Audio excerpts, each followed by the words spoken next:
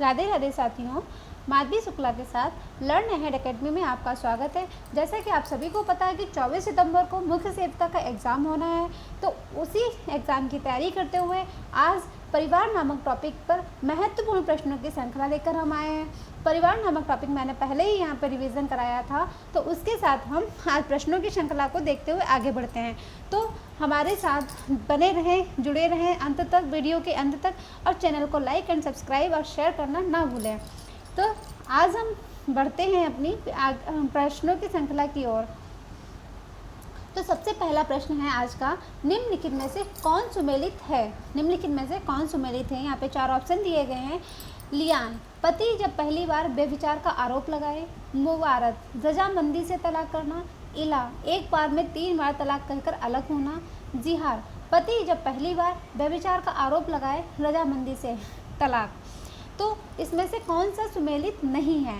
मतलब लियान, पति जब पहली बार व्यभिचार का आरोप लगाए, ये तो सही है। मुवारत, रजामंदी से तलाक, रजामंदी से अगर तलाक हो रही है तो ये भी सही है, मुवारत कहते हैं उसे। इला क्या है? इला एक बार में तो 3 बार तलाक कहकर अलग होना, ये गलत है। इला ये नहीं है। जिहर क्या है? पति जब पहली बार व्यभिचार का आरोप लगाए, रजामंदी से तलाक होता है। ठीक है, तो हमारा कौन सा गलत है? इसमें सी गलत है, जो सुमेलित नहीं करता है। ऑप्शन नंबर सी जो है वो हमारा गलत है। और जिहर, पति जब पहली बार व्यभिचार का आरोप लगाए, रजामंदी से तलाक हो जाए, ये भी सही है। तो इला क्या होता है? इला में क्या होता है? इला तलाक जो होता है उसमें क्या होता है? ये तलाक का एक प्रथागत स्वरूप है। जब पति कसम खाकर 4 माह या इससे अधिक समय तक पत्नी के साथ किसी भी प्रकार का वैवाहिक संबंध नहीं रखता है तो तलाक कहा जाता है। इला नामक इला जो तलाक का मतलब एक तरीके का तलाक है जिसे इला कहा जाता है मुस्लिम संस्था में। तो उसमें होता क्या है? उसमें होता है, ये तलाक का एक प्रथागत स्वरूप है। जब पति कसम खाकर 4 माह या इससे अधिक समय तक पत्नी के साथ किसी भी प्रकार का वैवाहिक संबंध नहीं रखता है तो तलाक हो जाता है। ठीक है, तो इसको फिर से रिवीजन कर लीजिए। एक बार हम फिर से आगे बढ़ते हैं। सॉरी,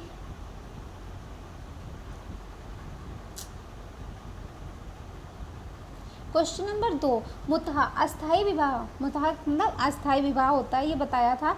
विवाह किस मुसलमान में अधिक प्रचलित है? तो तातर मुसलमान में, कुर्द मुसलमान में, रोहिंग्या मुसलमान में या सिया मुसलमान में? तो मुतहा अस्थाई विवाह का किस मुसलमान में अधिक प्रचलित है?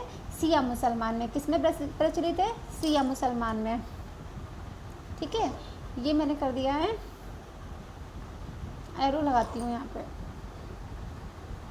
सिया मुसलमान में प्रचलित है। फिर आगे बढ़ते हैं हम।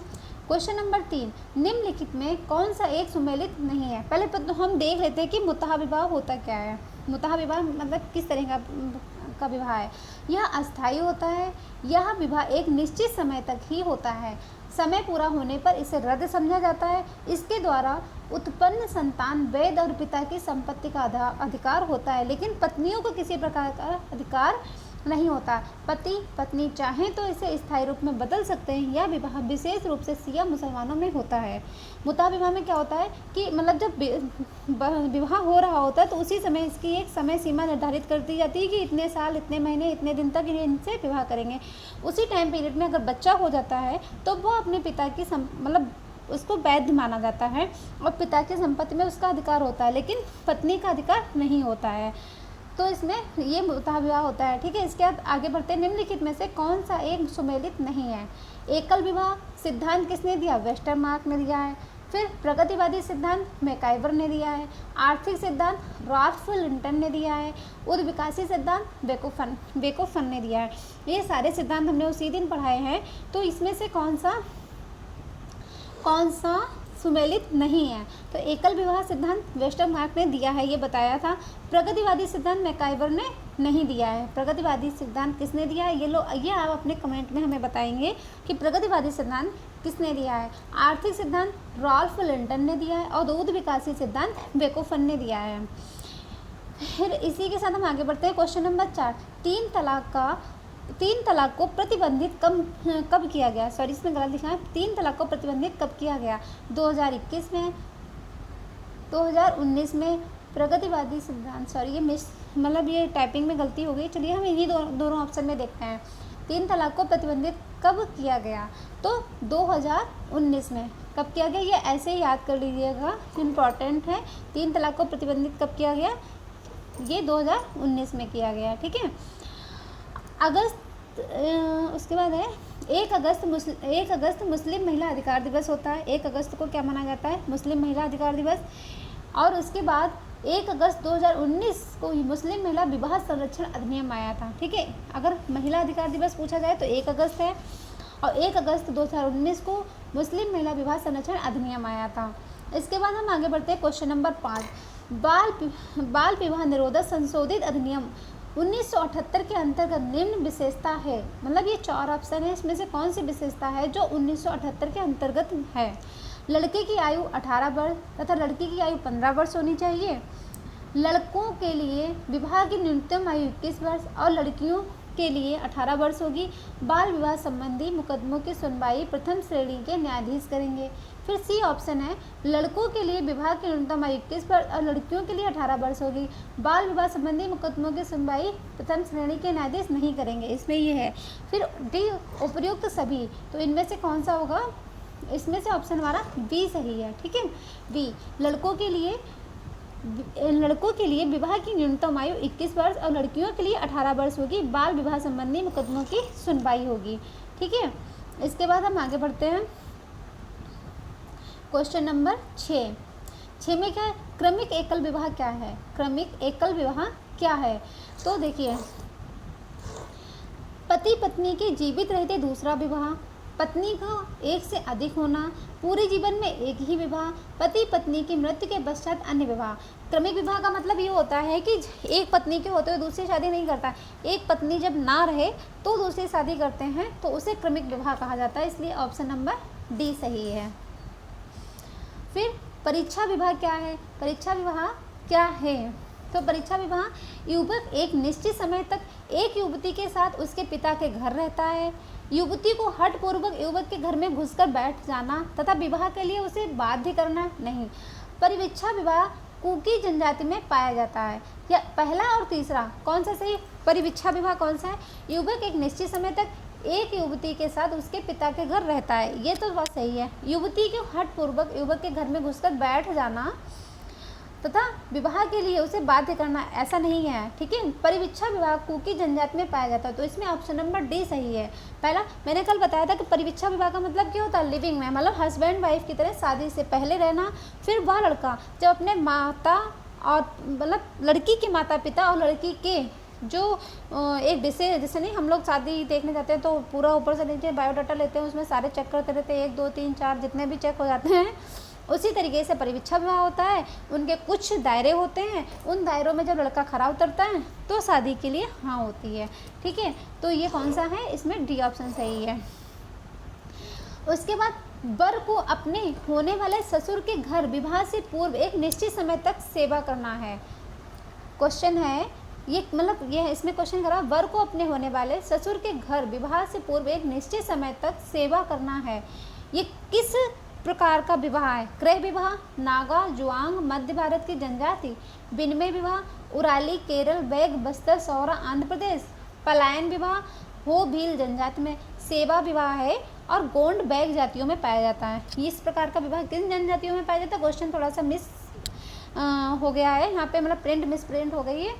वर का अपने होने वाले ससुर के घर विवाह से पूर्व एक निश्चित समय तक सेवा करना, यह किस प्रकार का विवाह? तो यह एक सेवा विवाह है, गोंड और बैगा जातियों में पाया जाता है। Question number D. फिर है the history of human marriage पुस्तक किसकी रचना है? द हिस्टोरी ऑफ पुस्तक किसकी रचना है? ये मैंने कल ही बताया था आपको कि किसकी रचना है। तो वेस्टर्न मार्क पुस्तकें तो बिल्कुल रट के जाना है, मतलब उसमें कोई लापरवाही नहीं चलेगी, क्वेश्चन को बिल्कुल रट के जाना है। और ये मत समझिएगा ये क्वेश्चन कहीं से उठा के, ऐसे ही क्वेश्चन आएंगे, कुछ टफ नहीं बढ़ेगा। अभी तक पेपर हुआ नहीं है, किसी को नहीं पता है, यूट्यूब पे देखिए, दुनिया भर का सिलेबस पढ़ाए जा रहे, कोई लिमिट होती है। आप सिर्फ विषय सूची देखिए, सिलेबस देखिए, उसमें कौन कौन सा टॉपिक है और उससे बनने वाले क्वेश्चन देखिए, ठीक है। इससे ज़्यादा कुछ नहीं देखना है। उसके बाद हम बढ़ते हैं आगे, क्वेश्चन नंबर 10। कोई भी पुरुष या महिला किसी भी पुरुष या महिला के साथ संबंध स्थापित करता है, यह कौन सा सिद्धांत है? कोई भी पुरुष या महिला किसी भी पुरुष या महिला के साथ संबंध स्थापित करता है, यह कौन सा सिद्धांत है? उद्विकास का सिद्धांत है, यौन साम्यवादी सिद्धांत है, मातृ सत्तात्मक सिद्धांत है या पितृ सत्तात्मक सिद्धांत है? तो कल ही परसों ही बताया था कि यौन साम्यवाद का सिद्धांत है, बी ऑप्शन सही है। ठीक है, उसके बाद क्वेश्चन नंबर 11। एक विवाह ही विवाह का सच्चा स्वरूप है और रहेगा, किसने कहा है? एक विवाह ही मुस्की, सबसे अच्छी बात है, अच्छी बात कहते हैं तो हम स्माइल देते हैं, उसको एक हिंदी भाषा में वर्ड यूज़ किया जाता है मुस्की। तो हम जब कोई अच्छी बात कहते हैं तो हम बैलिनो मस्की को पकड़ लेते हैं। ठीक है, तो ऑप्शन में बैलिनो मस्की हैं हमारे।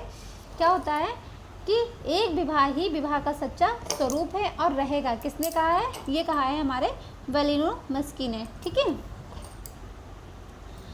फिर क्वेश्चन आता है, विवाह की बुनियादी आधार परिवार है ना परिवार का आधार विवाह। यह कथन किसका है? यह कथन किसका है कि विवाह का बुनियादी आधार परिवार है, ना कि परिवार का आधार विवाह। यह कथन किसने कहा है?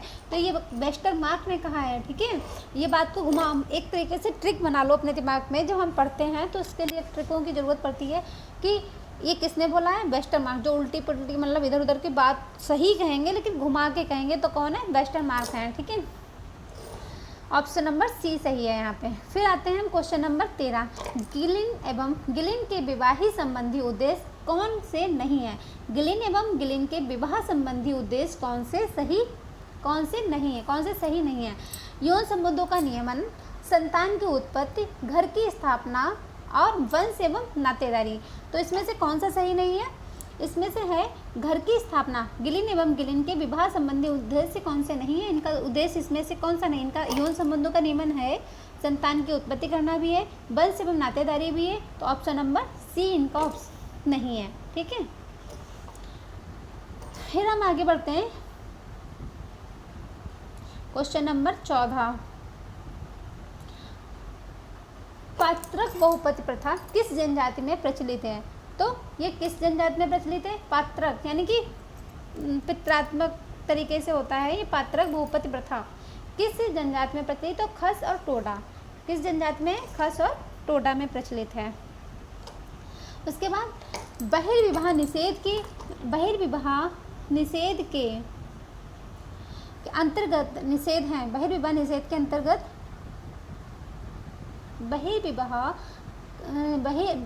बहिर्विवाहिक निषेध के अंतर्गत हैं। निषेध नहीं है, गलत हो गया थोड़ा सा। बहिर्विवाहिक निषेध के अंतर्गत हैं। क्या है? समुदाय है, समाज है, गोत्र है, इनमें से कोई नहीं है। तो गोत्र आता है। क्या आता है? गोत्र आता है। ठीक है, ऑप्शन नंबर सी। फिर हम बढ़ते हैं क्वेश्चन नंबर 16। 16 में क्या है? Marriage and family in Mysore किसकी पुस्तक है? Marriage and family in Mysore किसकी पुस्तक है? M.N. श्रीनिवास की है, आगवर्ण और निमकॉफ की है, घूरिये की है, दुर्खिम की है। तो किसकी है? M.N. Srinivas. Marriage and family किसकी पुस्तक है? ये ऑप्शन नंबर ए सही है। ठीक है, फिर आते हैं हम क्वेश्चन नंबर 17। समलैंगिक विवाह है स्त्री पुरुष का तो समलैंगिक नहीं। समलैंगिक का मतलब सेम बराबर, जैसे लड़की की शादी हो जाए, लड़के की शादी, वो समलैंगिक होता है। तो स्त्री पुरुष नहीं, पुरुष नहीं, स्त्री नहीं। तो वी तथा सी इनमें से कोई ऑप्शन नहीं है। ठीक है, ऑप्शन नंबर डी, बी तथा सी। हाँ सॉरी, मैं गलत थी, ऑप्शन नहीं देखा मैंने, मैं गलत हो गई जल्दबाजी में। तो यहाँ पे क्या सही है? बी तथा सी सही है, क्योंकि पुरुष शादी करें और स्त्री करें, तो ये ऑप्शन सही है। उसके बाद अंतर्राष्ट्रीय परिवार दिवस कब मनाया जाता है? अंतर्राष्ट्रीय परिवार दिवस कब मनाया जाता है? तो ये बिल्कुल अच्छे से याद कर लीजिए कि 15 मई को मनाया जाता है। कब मनाया जाता है? 15 मई को मनाया जाता है। ठीक है, उसके बाद निम्नलिखित को सुमेलित कीजिए। 1829 में विशेष विवाह अधिनियम आया, 1856 में सती प्रथा निषेध अधिनियम आया, 1954 घरेलू हिंसा और 2005 विशेष विवाह अधिनियम। तो इनमें से कौन सा ऑप्शन सुमेलित है? आपको ये तो पता होना चाहिए सती प्रथा निषेध अधिनियम 1829 में आया। राजा राममोहन राय की भाभी को जलाया गया था, इस वजह से मैंने कल ही बताया था शायद। तो सती प्रथा निषेध अधिनियम कब आया? 1829 में आया। तो 1829 में जरा हम देखते हैं कि किस ऑप्शन में है, ए और 2। जरा देखिए, ए में हाँ 2 है, सी वाले में, तो बाकी किसी में तो है ही नहीं, तो यही हमारा सही होगा। फिर देखते हैं, फिर भी मिला लेते हैं। हाँ 2 वाला सही है। फिर बी में पहला 1856 विशेष विवाद नियम आया, सही है। फिर चौथा देखते हैं, तो चौथा विशेष विवाद नियम ये आया है तीसरे में 1954 में विशेष विवाद नियम। उसके बाद 2005 में तीसरा ऑप्शन यानी कि घरेलू हिंसा, ये ऑप्शन आया है। ठीक है, तो कौन सा सही है हमारा? सी। ठीक है, उसके बाद क्वेश्चन नंबर 20। क्वेश्चन नंबर 20 में क्या निम्नलिखित को सुमेलित कीजिए। दहेज निषेध अधिनियम कब आया है? हिंदू विवाद नियम कब आया? हिंदू उत्तराधिकार अधिनियम कब आया? घरेलू हिंसा कब हुई है? तो 20 में कौन सा ऑप्शन सही होगा? 20 में सही होगा कि हाँ दहेज निषेध अधिनियम कब आया? दहेज निषेध अधिनियम हमारा आया है 1961 में। दहेज निषेध अधिनियम कब आया है? 1961 में आया है। फिर हिंदू विवाह अधिनियम कब आया है हमारा? 1955 में आया है। और उसके बाद हिंदू उत्तराधिकार अधिनियम कब आया है? ऑप्शन नंबर 2 1956 में आया है। और घरेलू हिंसा कब आया है? तो तीसरा यानी कि 2005। अभी मैंने पहले वाले ऑप्शन में भी पढ़ा है, तो यहाँ पे थोड़ा सा मिस प्रिंट है। यहाँ पे ऑप्शन सी नहीं सही होगा, ऑप्शन बी सही होगा। ठीक है, और इसके आगे क्वेश्चन आज तो मुझे लग रहा नहीं है। Thank you. इसी के साथ मैं फिर से कहूँगी कि मुख्य सेविका का एग्ज़ाम 24 सितंबर को होना है। हमारे साथ जुड़े रहिए। आपको यहाँ पे हमारे टेलीग्राम चैनल को ज्वाइन कर लीजिए, जो यूट्यूब चैनल के नीचे डिस्क्रिप्शन में दिया गया है। तो मैं यहाँ पे आपको ये सारी PDF अवेलेबल करा दूँ, जिससे आप सिर्फ़ और सिर्फ रिवीजन करें और कुछ नहीं करना है। और मैं आपसे रिक्वेस्ट करती हूँ कि प्लीज़ मेरे चैनल को लाइक एंड सब्सक्राइब कराइए, इसलिए कि आगे भी मैं जैसे पेट का एग्ज़ाम आने वाला है, तो उस पेट के एग्ज़ाम की तैयारी मैं कर रही हूँ। इस एग्ज़ाम के बाद सारी वीडियो उसकी पढ़ने लगेंगी। तो ये आप लोगों का मुझे सपोर्ट चाहिए। उस सपोर्ट के साथ मैं इस चैनल को बहुत आगे तक ले जाना चाहती हूँ। तो प्लीज़ चैनल को लाइक एंड सब्सक्राइब ना करना भूलिए और माधवी शुक्ला के साथ हमेशा जुड़े रहिए। धन्यवाद। राधे राधे और शुभ रात्रि।